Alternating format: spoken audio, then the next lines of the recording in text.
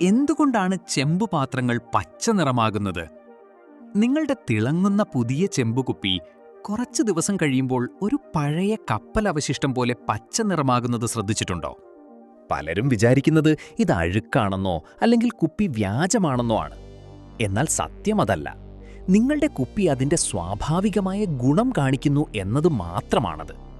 ചെമ്പ് ഓക്സിജനുമായും അന്തരീക്ഷത്തിലെ ഈർപ്പവുമായും സമ്പർക്കത്തിൽ വരുമ്പോൾ ഓക്സിഡേഷൻ എന്ന ഒരു രാസപ്രവർത്തനം നടക്കുന്നു.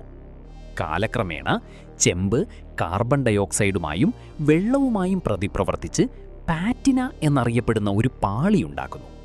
ഇതിനെ ശാസ്ത്രീയമായി കോപ്പർ കാർബണേറ്റ് എന്ന് വിളിക്കുന്നു. ലോകപ്രശസ്തമായ സ്റ്റാച്യു ഓഫ് ലിബർട്ടിയുടെ നിറം പച്ചയായിരിക്കുന്നതും ഇതേ കാരണം കൊണ്ടാണ്. നാരങ്ങയിലെ ആസിഡ് കോപ്പർ കാർബണേറ്റിനെ പെട്ടെന്ന് തന്നെ ലയിപ്പിച്ച് കളയുകയും അടിയിലുള്ള തിളക്കമുള്ള പഴയ ചെമ്പ് പുറത്തു കൊണ്ടുവരികയും ചെയ്യും. അതുകൊണ്ട് നിങ്ങളുടെ കുപ്പി പച്ചയായി മാറുന്നുണ്ടെങ്കിൽ അത് കളയേണ്ടതില്ല. അത് വെറും ഓക്സിഡേഷൻ മാത്രമാണ്.